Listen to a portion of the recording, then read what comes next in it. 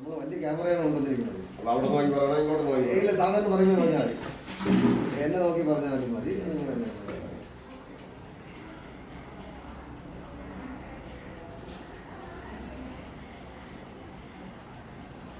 എൻ്റെ വയസ്സും പ്രായങ്ങളും പറഞ്ഞാൽ എൻ്റെ പേര് വി രാജു പൂന്ത്ര.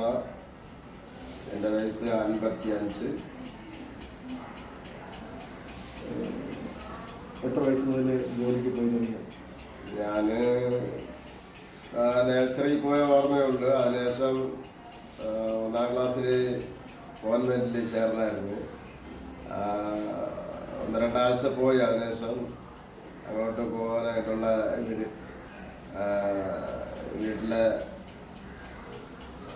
ഫാമിലിയുടെ ഒരു സപ്പോർട്ട് ഇല്ലാത്തതുകൊണ്ട് അതിലേക്ക് പോകാൻ പറ്റിയില്ല. പിന്നെ അത് കഴിഞ്ഞിട്ട് ഒരു 7-8 വയസ്സ് പ്രായം ആയപ്പോഴേ തന്നെ കടലുമായിട്ട് അച്ഛൻ്റെ കൂടെ പോയി ജോലികളൊക്കെ, കടലുമായിട്ട് ബന്ധപ്പെടുന്ന ജോലികളൊക്കെ സഹായിക്കാനും അതോട് പിന്നെ അവർ ചെയ്യുന്ന ജോലികളെക്കുറിച്ച് കാണുവാനും അതേക്കുറിച്ചുള്ള ഒരു പ്ലാനിങ് ചിന്തിക്കുവാനൊക്കെ ആ സമയം ഉണ്ടായിരുന്നു. അതിനുശേഷം തുടർന്ന് തന്നെ അച്ഛൻ്റെ കൂടെ പണിക്ക്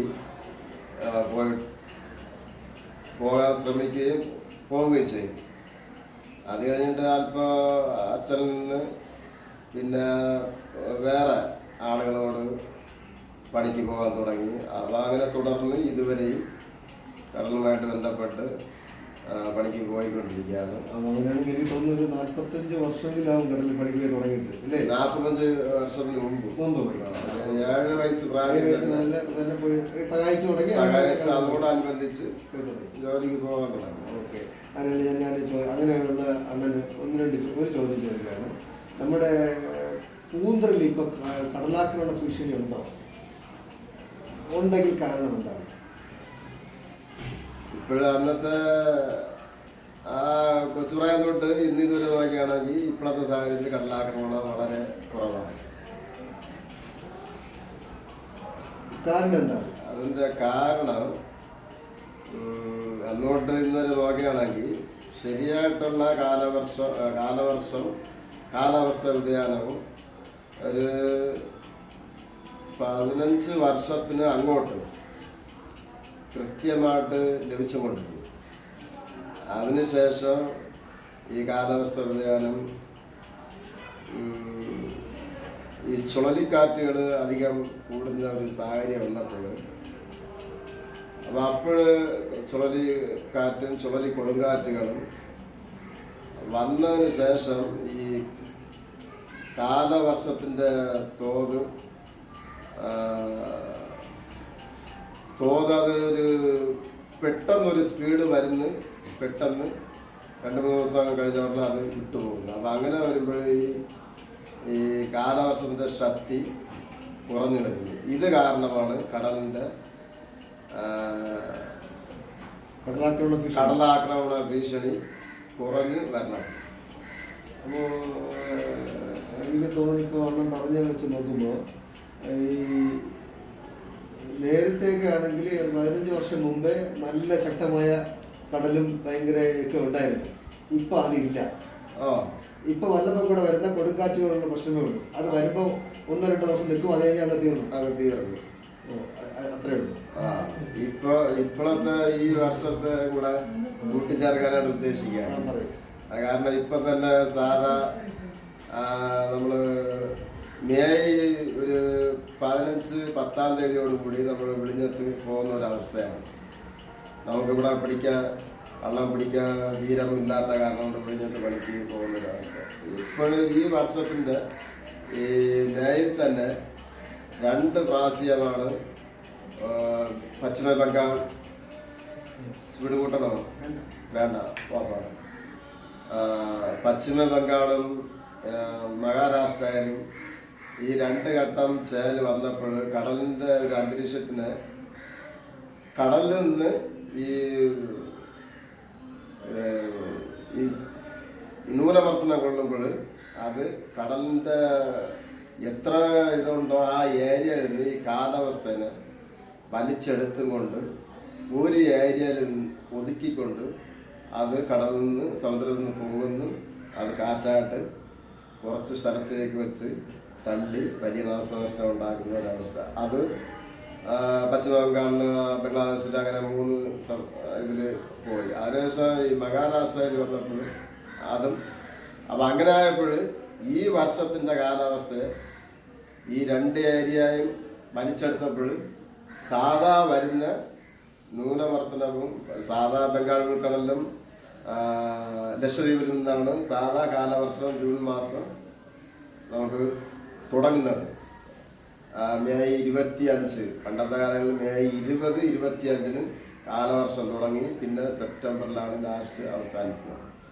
ഈ വർഷത്തെ കണക്ക് നോക്കിയപ്പോൾ ഇതുവരെയും കാലവർഷം തുടങ്ങിയിട്ടില്ല. ഇന്ന് ജൂൺ 12, 13, ഇന്ന് 14. അപ്പോൾ ഇനിയും സാധ്യത വളരെ കുറവാണ്. കാരണം ഈ ചുഴലിക്കൊടുങ്കാറ്റ് സാധാ കടലിന്റെ അന്തരീക്ഷം അനുസരിച്ച് ഇതിൽ സാധാ ചെറിയ ചെറിയ ഈ കാലാവർഷങ്ങളിൽ രൂപം കൊള്ളുന്ന ഈ കാറ്റുകളെ ഇത് ഒരുമിച്ച് മറ്റ് സ്ഥലങ്ങളിലെ ഇപ്പൊ ഈ നീരൊഴുക്ക് നമ്മളൊരു തടയണ ഇടുമ്പോൾ ഈ നീരൊഴുക്ക് നമ്മൾ തടയാണ്, അത് വെള്ളം മുട്ടയാണ്. അപ്പൊ ഇതേമാതിരി അവിടെ ഉള്ളത് ട്രോളിംഗ് ആയിട്ട് വലിച്ചെടുക്കുകയാണ്. നമ്മുടെ സമുദ്രത്തിന്റെ ആ ഭാഗത്തിലുള്ള നീരൊഴുക്ക് ഒരു ഭാഗത്തിലേക്ക് വലിച്ചെടുക്കുകയാണ്. വലിച്ചെടുക്കുമ്പോൾ അതൊരു ദിശയിലേക്ക് കൊണ്ടുപോവുകയാണ്. ബാക്കിയുള്ള ഏരിയ അപ്രതീക്ഷിതമായിട്ട് അവിടെ ഉള്ള കാലാവസ്ഥ സംവിധമാണ്. ആ സംവിധം കാരണമാണ് ഈ നമുക്ക് കാലവർഷം കിട്ടാതെ വരുന്നത്. അങ്ങനെ കടലാക്രമണ ശോചന അവസ്ഥയിൽ പോവുകയാണ്. അത് ഇപ്പോൾ അത് കാരണം മത്സ്യബന്ധനം നടത്തുന്നതിൽ മത്സ്യം കിട്ടുന്നതിൽ എന്തെങ്കിലും ബുദ്ധിമുട്ടുണ്ടായിരുന്നു? സാധാരണ കാരണം ഇപ്പോൾ നിങ്ങൾ പറഞ്ഞു 15 വർഷം മുമ്പൊക്കെ ആണെങ്കിൽ നമുക്ക് ഈ ആനയാടി എന്ന കടൽ കൃഷിയുണ്ട്, ഇപ്പം ഇല്ല. പക്ഷെ അന്ന് മീൻ ഒരുപാട് കിട്ടിയിട്ടുണ്ടെന്ന് കേട്ടിട്ടുണ്ട്. ഇന്നിപ്പോൾ ഈ കടലാക്രമണ കൃഷി ഇല്ല. മീൻ കിട്ടുന്നുണ്ടോ? മീന് കിട്ടാൻ സാധ്യത കുറവാണ്. കാരണം ശരിയായിട്ടുള്ള രീതിയിലുള്ള കാലാവസ്ഥ നമുക്ക് കിട്ടാതെ വരുമ്പോൾ ഈ കടല് ശരിക്കും ഈ കാലവർഷം തുടങ്ങുമ്പോഴേ തന്നെ ഈ കടലിൻ്റെ അടിത്തട്ട് ഈ കാറ്റ് വീണ് കടൽ ഓളായി ആ അടിത്തട്ട് തൊട്ട് മുകളിൽ വരെ കടൽ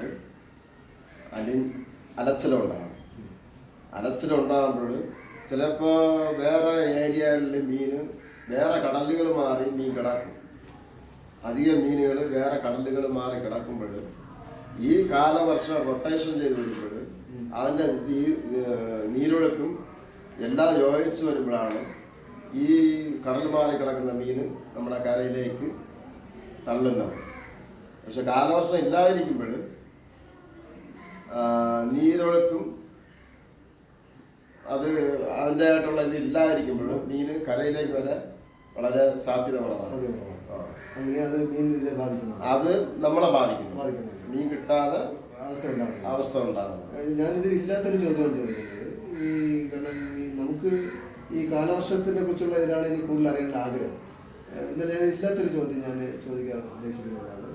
ഈ മീന് ചിലർ പറയുന്നത് മീൻ ഇപ്പോൾ വലിയ ട്രോളിംഗ് ബോട്ടുകൾ ഇങ്ങനെ ചെറിയ മീനുകളൊക്കെ പിടിച്ച് കൊണ്ട് നശിപ്പിക്കുന്നതിന് പേരിലാണ് ഇപ്പോൾ പഴയ മീനുകളൊന്നും കിട്ടുന്നില്ല എന്ന് പറയുന്നത്. എന്തെങ്കിലും ശരിയുണ്ടാവും? ട്രോളിംഗ് ബോട്ട് പിടിക്കുന്നത് നമ്മൾ അതോടെ ചോദിച്ച് ഈ പരിസനിട്ട് 2 ചോദിച്ചേ പോകാൻ പറ്റത്തില്ല. അത് ഒറ്റ അതാണ് കാരണം. ഇത് കാരണമില്ല, ഒന്നും 2 സെയിമാണ്. അപ്പൊ ഇതിപ്പോ ട്രോളിംഗ് ബോട്ടെ സംബന്ധിച്ച് ജൂൺ, ജൂലൈ, ആഗസ്റ്റ് മാസം ഗവൺമെന്റ് ഗവേഷണത്തിലാണ് അത് പറയുന്നത്. അത് ശരിക്കും മുട്ടയിടുന്ന ടൈമും അങ്ങനെയൊക്കെ തന്നെ പറയണത്. അതോട് വലിയ വിദഗ്ധ ഗവേഷണമാണ് നടന്നത്. അത് ശരിയെന്ന് തോന്നുന്നുണ്ട്. അപ്പൊ അതൊരു കാരണം കൂടിയാണ്. പിന്നെ ഈ പരിസരത്തും വന്നിട്ട് അവര് റോളിംഗുകാർ വന്നിട്ട് ഈ നിലത്തിന്റെ അടിത്തട്ടിൽ മീനുകൾ പൂന്തിയിരിക്കും. മീൻ അടിത്തട്ടിലൊക്കെ അതിൻ്റെ ആയിട്ടുള്ള പരുവം, തണുപ്പ്, അല്ലെങ്കിൽ വലുവിൻ്റെ നീരൊഴുക്കിൻ്റെ കടലിൻ്റെ കളറ്, ഇങ്ങനെയൊക്കെ ഈ കെമിക്കലിൻ്റെ ഇത് രീതി അനുസരിച്ച് മീൻ മണ്ണിൻ്റെ അടിയിൽ പൂന്തും ചില നീരൊഴുക്കിൻ്റെ അടിസ്ഥാനം അനുസരിച്ച് അത് അവിടെ നിന്ന് പുറത്ത് വന്ന് കൂട്ടമായിട്ട് കൂടിപ്പോവും. അങ്ങനെയുള്ള ഒരു അവസ്ഥയാണ്. അപ്പോൾ ഈ അങ്ങനെ കൂടി വരുമ്പോൾ ഈ റോളിങ് അല്ല പരിസിനെറ്റ്, ഈ പരിസിനെറ്റ് എന്ന് പറയുന്നത് വെള്ളത്തിൻ്റെ മുകളിൽ കൂടെ വരുന്ന മീനെല്ലാം അവർക്ക് കിട്ടുന്ന മുതലുകളാണ്. ഏറ്റവും കൂടുതൽ ഈ ശരിക്കും പറയാൻ വെള്ളത്തിൻ്റെ നില അടിത്തട്ടുന്ന് അധികം മീനുള്ളത്, ഒരു 90% മീനും ഉള്ളത് അടിത്തട്ടിൻ്റെ മുകളിലാണ്. അപ്പോൾ അതിന് ഫ്രീ ആയിട്ട് അധികം സഞ്ചരിക്കാനുള്ള സ്ഥലമാണ് അടിത്തട്ടിൻ്റെ മുകളിൽ. അപ്പോൾ ഒരേ ഇടത്ത് പാറക്കെട്ട് അങ്ങനെ പാറ ഇല്ലാത്ത ഉള്ളതും ഒരേ മീനിന് ഒരേ ഏരിയയിലാണ് കവർ ചെയ്യണത്. ഇപ്പോൾ പാൽ മീൻ എന്ന് പറയുന്നത് അത് ആ ഏരിയയിലേ കിട്ടത്തുള്ളൂ, അല്ലാതെ വേറെ ഏരിയയിലൊന്നും കിട്ടത്തില്ല. വേറെ ഏരിയയിലുള്ള മീൻ ഈ പാലിൻ്റെ ആ ഭാഗത്ത് കിട്ടത്തില്ല. ഈ റോളിങ്ങിൽ പറയുന്നത്, ഗവേഷണത്തിൽ പറയുന്നത് മുട്ടയിടുന്നു. സാധാ ഒരു മീന് അയില എല്ലാ മീനിൻ്റെ തോതനുസരിച്ച് അതിൻ്റെ മുട്ടകൾ കൂടുതലാണ്. അത് ദൈവത്തിൻ്റെ ഒരു സൃഷ്ടി അതിൽ വരുന്നതാണ്. ഒരു അയില നമ്മൾ കണ്ടിച്ചിട്ട് അതിൻ്റെ 2 പീസ് പരുവ് ഇത്ര നീളത്തിലിരിക്കും ഒരു പീസ്. ഈ ഒരു പീസിൽ തന്നെ കോടിക്കണക്ക് കുഞ്ഞുങ്ങളുണ്ട്. ഒറ്റ പീസിൽ 2 പീസാകുമ്പോൾ വീണ്ടും കോടിക്കണക്ക് കുഞ്ഞുങ്ങളുണ്ട്. ഇത് പ്രസവിച്ച് കഴിഞ്ഞ് ഇത് ഒഴുകിപ്പോവും. ഇത് ഒഴുകിപ്പോയി പുറത്ത് ചാടുമ്പോൾ കുഞ്ഞുങ്ങളായിട്ട് ഒരുമിച്ചല്ല അത് പോകും. പോയിട്ട് ഇതിൽ കുറച്ച് ദിവസം കഴിയുന്നതനുസരിച്ച് കുറച്ച് വേറെ മീനുകളൊക്കെ കൊത്തി കൊണ്ടുപോകും, കുറച്ച് കൂട്ടമായിട്ട് തന്നെ പോകും. അപ്പം അങ്ങനെ പോകുമ്പോൾ വളർന്ന് പ്രായപൂർത്തിയായി ഈ വെള്ളത്തിൻ്റെ മുകളിൽ വരുമ്പോൾ ഇവരെന്ത് ചെയ്യണം, പരിസിനെറ്റ് 2 ബോട്ട് വെച്ച് വലിച്ച് ഈ ഒരു കരിവാപ്പ് എന്ന് പറയുന്നത് നമ്മൾ കോടി കണക്ക് സങ്കല്പിക്കാത്ത മീന കൂട്ടമാണ്. ഇതിനെല്ലാത്തെയും കോരിയെടുക്കുമ്പോൾ അതിൻ്റെ ഇത് ഗർഭിണിയുള്ള ആയിരക്കണക്ക് ലക്ഷക്കണക്ക് മീനുകളുണ്ട്.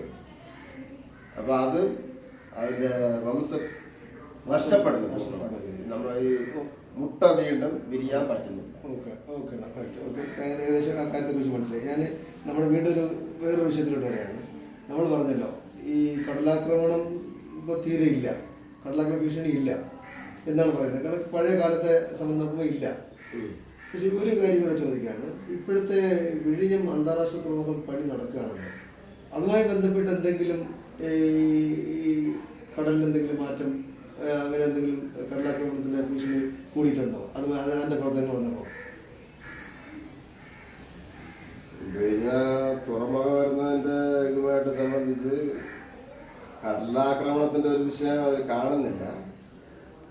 കാരണം കടലിൽ സ്വൈരാവസ്ഥയിൽ പോകുന്നതുകൊണ്ട് കടലാക്രമണം അത് കാണുന്നില്ല. പക്ഷെ ധീരെ നഷ്ടപ്പെടുന്ന ഒരവസ്ഥ കാണുന്നുണ്ട്. അത് ധീരെ നഷ്ടപ്പെടുന്ന ഒരവസ്ഥ കാണുമെന്ന് പറഞ്ഞാൽ നമ്മുടെ അതിൻ്റെ പരിധിയിൽ വരുന്ന എത്ര മീറ്റർ അതിന് വലിക്കാൻ പറ്റുന്നുണ്ടോ അത് വലിച്ചെടുത്തുകൊണ്ട് മറിച്ചെടുത്തേക്കൊണ്ട് കര കിട്ടുകയാണ്. അപ്പോൾ നമ്മുടെ നില നഷ്ടപ്പെടുന്നു, അവരുടെ നില രക്ഷപ്പെടുന്നു. അപ്പോൾ അതുകൊണ്ട് നമുക്ക് പ്രായോഗികമായിട്ട് കടലിൽ കയറുന്നു, നമ്മൾ വെള്ളത്തിൻ്റെ അടിയിലേക്ക് പോകുന്ന ഒരു അവസ്ഥയാണ്. വിഴിഞ്ഞത്തിൻ്റെ ഹാർബർ വന്നതുകൊണ്ട് നമുക്ക് തീരെ നഷ്ടപ്പെടുന്നില്ല. കടലാക്രമണത്തിന്റെ ഇതൊന്നും അത് കാരണം കൊണ്ട് ഇല്ല. തീരെ നഷ്ടപ്പെടുന്നെങ്കിലും വെള്ളം കയറി വരുന്നത് കൊണ്ടാണല്ലോ മണ്ണെടുത്തിൽ പോകുന്നതാണല്ലോ. അപ്പോൾ അത് ആക്രമണമല്ലേ? അല്ല, അത് സാധാ കാലാവസ്ഥ വ്യതിയാനത്തിൽ വരുന്നതാണ്. നമുക്ക് ഒരു വർഷത്തിൽ 12 മാസമുണ്ട്. ഈ 12 മാസത്തിൽ ഈ മാർച്ച് ഏപ്രിൽ മാർച്ചിൽ തൊട്ട് കിടക്കുന്ന തീരം അപ്പോൾ സെപ്റ്റംബർ ഒക്ടോബർ. പണ്ടൊക്കെ സെപ്റ്റംബറിലാണ് മണൽ കയറ്റുന്നത്. അപ്പം സെപ്റ്റംബർ ഒരു 20 ഇങ്ങനെയൊക്കെ ആകുമ്പോൾ മണൽ കയറ്റാൻ നമ്മുടെ ഉപകരണങ്ങളൊക്കെ കരയ്ക്ക് പിടിക്കുക ആ സമയമായിരുന്നു. അപ്പോൾ അതിനുശേഷം ഒരു 15 വർഷം മുമ്പ് അതിനുള്ള ഒരു പരിപാടി ഇല്ല. അപ്പോൾ സെപ്റ്റംബറിൽ മണൽ കയറ്റുന്നത് ലാസ്റ്റ് ഒക്ടോബർ ഒക്കെ ആകുമ്പോൾ നമ്മുടെ സ്ഥലത്ത് മണൽ ഫില്ല് ചെയ്ത് നിരന്ന് കിടക്കും. അപ്പം ഈ ഒക്ടോബറിൽ കയറ്റി നവംബറിലും കയറ്റി ഈ 2 മാസം കൊണ്ട് ഫുള്ളായിട്ട് ഫില്ലാകും. അതിനുശേഷം പിന്നെ ഡിസംബറിൽ ചെറുതായിട്ട് കയറും. ജനുവരി, ഫെബ്രുവരി, മാർച്ച്, ഏപ്രിലാകുമ്പോൾ ഈ മണലിന് പതുക്കെ ഇറങ്ങും. സംഭവം കാലവർഷം അടുത്ത് വരുമ്പോൾ ഈ ഏപ്രിൽ മാസം, മാർച്ച് ഏപ്രിൽ മാസം പതുക്കെ മണൽ പതുക്കെ പോയി തുടങ്ങും. പിന്നെ മെയ് ആകുമ്പോൾ കുറച്ച് കൂടുതലായിട്ട് പോകും.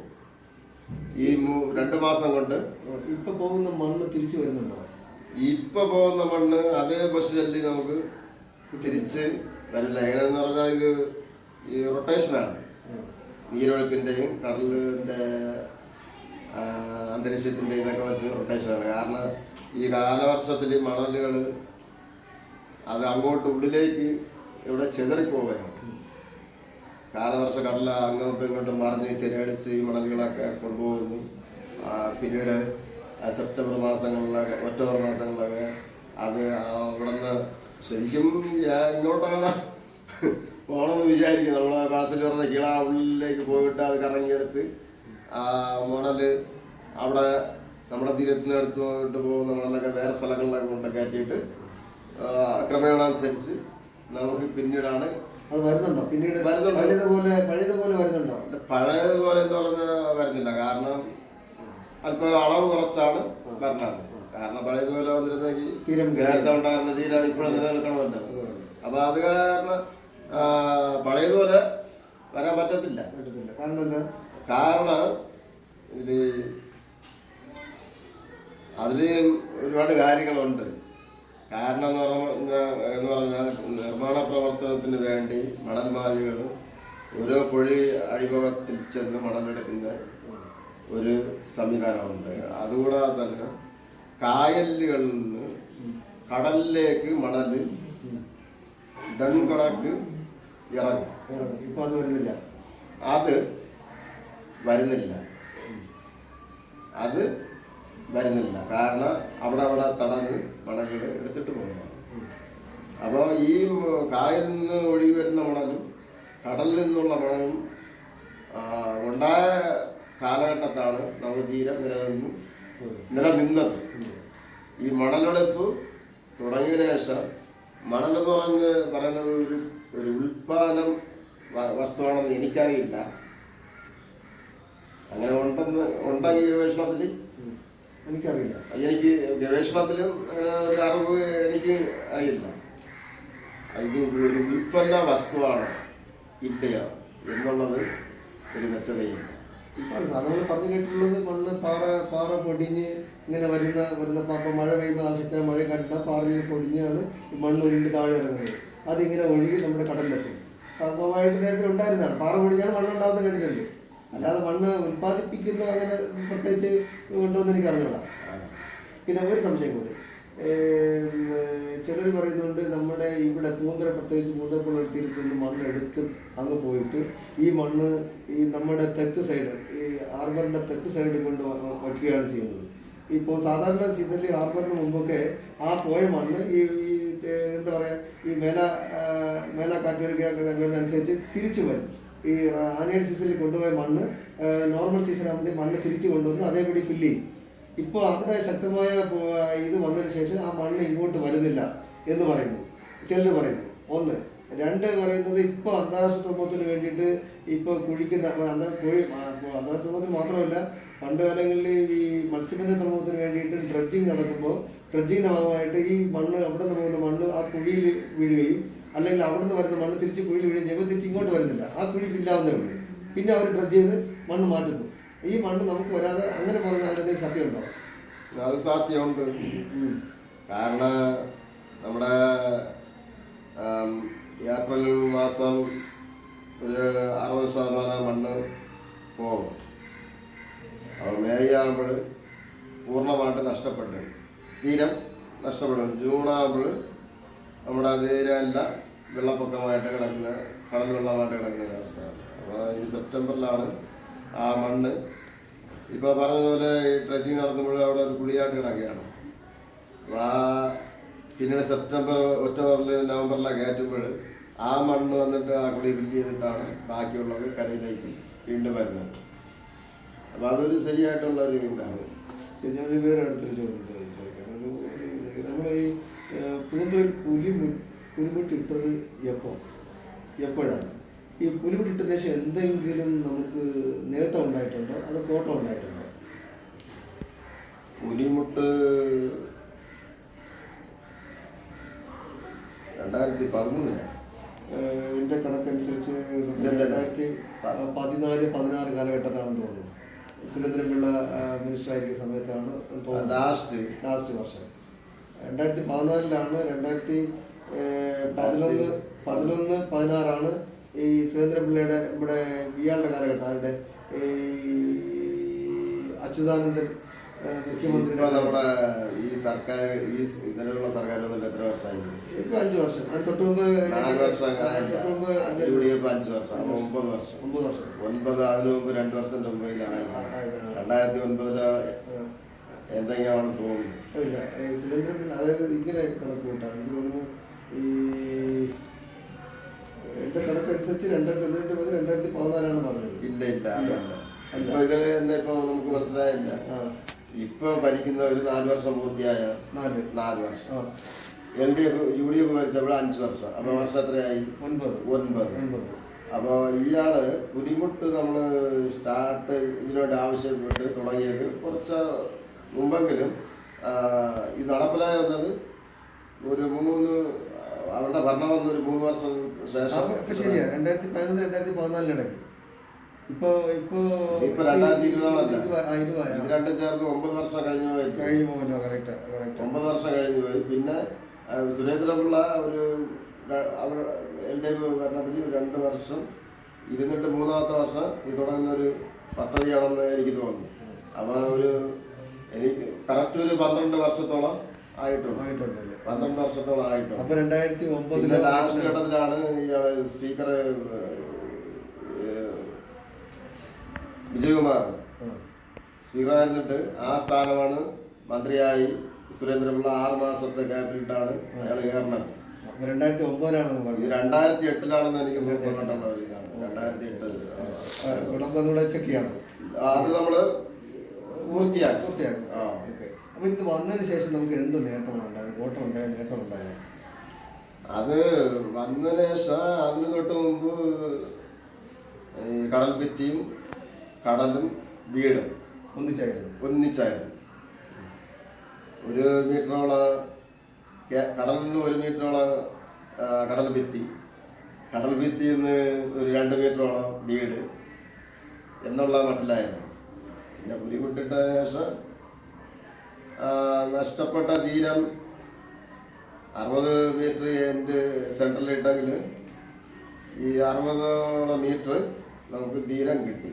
അപ്പോൾ അതുകൊണ്ട് മത്സ്യബന്ധന ഉപകരണം അവരവരെ മത്സ്യത്തൊഴിലാളി ഭവനത്തിൻ്റെ അടുത്ത് തന്നെ പിടിച്ചു വെച്ച് മത്സ്യത്തൊഴിലാളിക്ക് ഒരു ആശ്വാസമായിട്ടുള്ള ജോലികളൊക്കെ ചെയ്യാൻ സാധിച്ചു. ഉപകരണ സുരക്ഷിതം ഉണ്ടായിരുന്നു, ആ മത്സ്യത്തൊഴിലാളികളുടെ സുരക്ഷിതം ഉണ്ടായിരുന്നു. അപ്പോൾ അങ്ങനെയുള്ള നല്ലൊരു 5 വർഷത്തോളം ബുദ്ധിമുട്ടില്ലാതെ മത്സ്യത്തൊഴിലാളിക്ക് വലിയൊരു ആശ്വാസം ആയിരുന്നു. 5 വർഷം ആയതിനു ശേഷം ഈ പുലിമുട്ട് പൊഴിഞ്ഞു. ചില ഭാഗങ്ങൾ പൊഴിഞ്ഞല്ലേ? കുറച്ച് പൊഴിഞ്ഞു. കുറച്ചെന്ന് പറഞ്ഞാൽ ഒരു 80% നഷ്ടപ്പെട്ട് 20% ഉള്ളു. അപ്പോൾ ഉള്ളത് പ്രായോഗികയില്ല.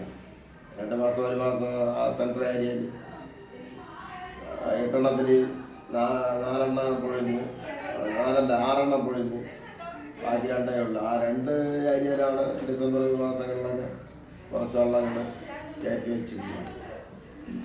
അപ്പോൾ അതുകൊണ്ട് പ്രായോജികം തന്നെ, അതുകൊണ്ട് ഗുണം തന്നെ. ബുദ്ധിമുട്ടുകൊണ്ട് മത്സ്യത്തൊഴിലാളികൾക്കും ഉപകരണങ്ങൾക്കും എല്ലാത്തിനും സുഖം തന്നെ.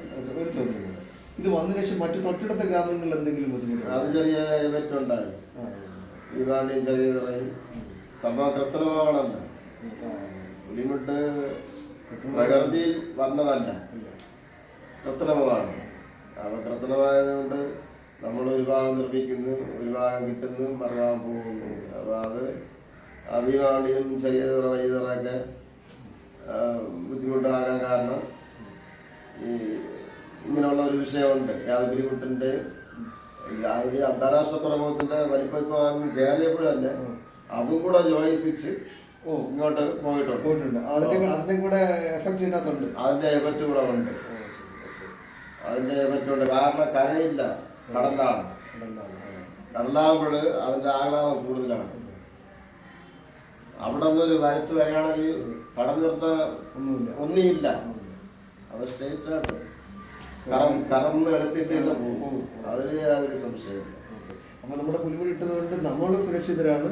എന്നാൽ മറ്റടുത്ത ഗ്രാമങ്ങളിലെ ഭവനങ്ങളെ ബാധിച്ചുകൊണ്ടിരിക്കും, തീരത്തെ ബാധിക്കുന്നു. അപ്പൊ അത് അതിനോടൊപ്പം തന്നെ ഈ വിഴിഞ്ഞത്ത് ഇപ്പൊ നിർമ്മിക്കുന്ന നിർമ്മാണ പ്രവർത്തനങ്ങളും ഇതിനെ ബാധിക്കുന്നുണ്ട്. നമ്മളെ ബാധിക്കുന്നത് എല്ലാ ഇത് എയർപോർട്ട് വേളി വരെയാണ് ഇതിന്റെ ഒരു പഠിക്കുന്ന ഒരു ഇതുണ്ട്. കാരണം ഫ്രീ ആണല്ല, കടല് ഫ്രീ ആയിട്ട് കിടക്കുന്നത്. അവിടെ നിന്ന് ഒരു എളുപ്പം എടുത്ത് ഇങ്ങോട്ട് ഇതിൽ മുട്ടിയിട്ട് ഒരു തള്ളു തള്ളയാണെങ്കിൽ സുനാമി വരുന്നതിനുള്ള സിറ്റുവേഷനാണ്. ഓക്കെയാണ്, നല്ലൊരു വിവരമാണ് കിട്ടിയത്.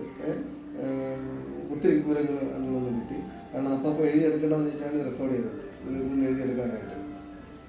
ഓക്കെയാണ്, ഓക്കെ, അങ്ങനെ കട്ടിയതാണ്.